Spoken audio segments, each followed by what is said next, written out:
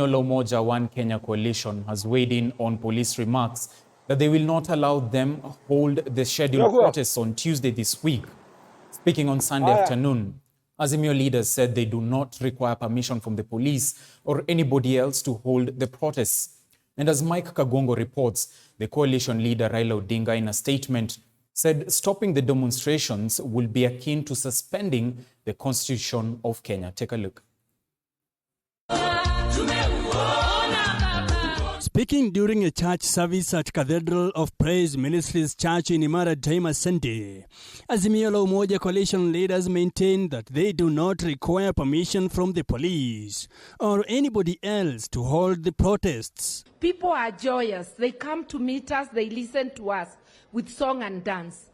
Violence only occurs when introduced by the police with their brutality. The police have got a more urgent duty to deal with the rampant insecurity and banditry in the North Rift, and also to pursue the killers, those who have killed hundreds of people in Kilifi. But when a government or people in power illegitimately decides to take away a right that we have given to ourselves through deaths of people, the multi-party democracy, we as Kenyans must stand up and say no.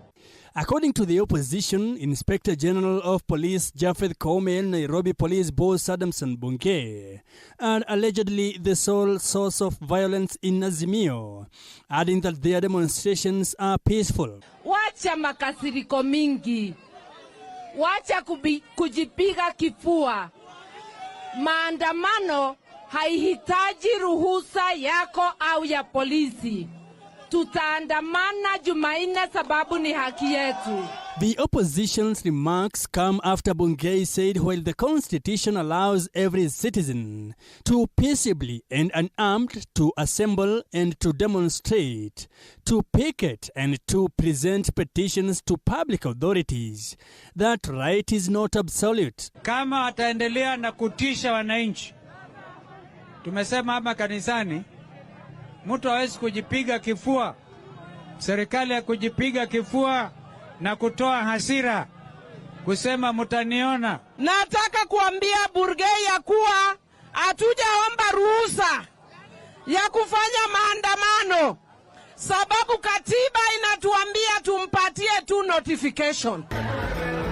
In a statement Sunday afternoon, the opposition leader Raila Odinga said stopping the demonstrations would be akin to suspending the Constitution of Kenya. Odinga said, and I quote, "Unless Mr. Ruto wants to suspend the Constitution and rule by decree, we will exercise our right to assemble, demonstrate, picket and present petitions on Tuesday, May 2nd, 2023, as earlier announced, dark threats notwithstanding."